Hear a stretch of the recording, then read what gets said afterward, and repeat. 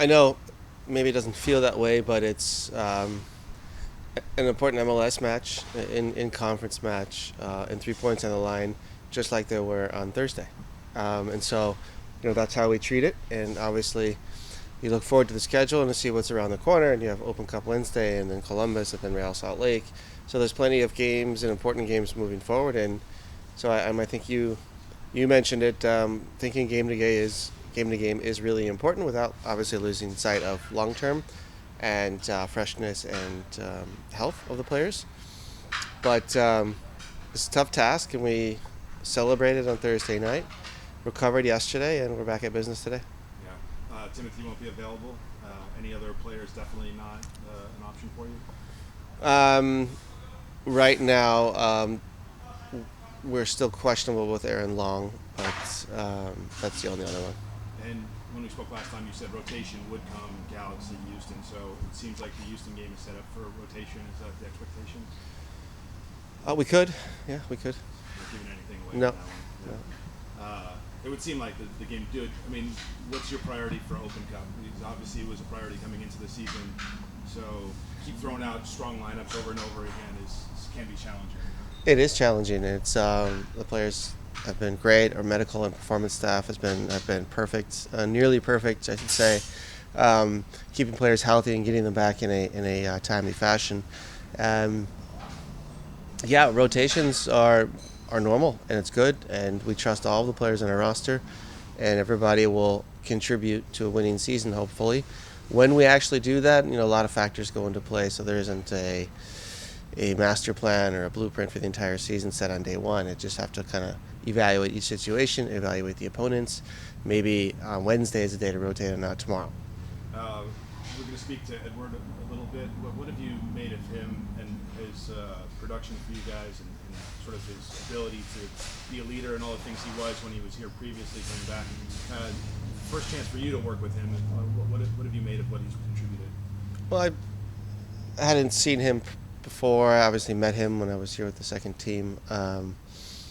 But bringing Edward back was to help us in possession and to improve our football. Obviously, somebody who's very technical and talented. He has done that. Our numbers in possession have improved. We've had more control of the game with the ball, and he has played his part and was good the other night against the Galaxy as well. So I think it's been a good start, but just a start, and we know and what he's capable of, and expect more in the future, as does he. Yeah, he stood out to me on Thursday. Would you say that was one of his better performances Yeah, in the season? yeah, I think that's right. Yeah. And last for me, Houston, obviously played them in the conference final, and they had success last year. How similar is Ben Olsen's team to what you contended with last year, and where have they changed? Yeah, similar structure, similar build-up, most of the same players. Unfortunately, an injury here and there this year, but it's still a very good team, a team who wants to put the ball down and play, and control the game with passes and draw you out and try to expose you, and in those kind of half transition moments. But we had the solutions in the conference final last year, but Houston is a tough place to play. We traditionally have not done well there, and so we're looking to change that. We'll go to Zoom with Michael McKnight.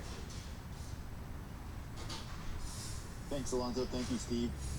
Steve, everyone likes to focus on the offensive output and maybe the defensive performances, but I wonder if you could speak to the grit and the bond, which you spoke about Thursday night amongst the team, that helps sustain this current success. And I have another question following that. Thanks. Mm-hmm.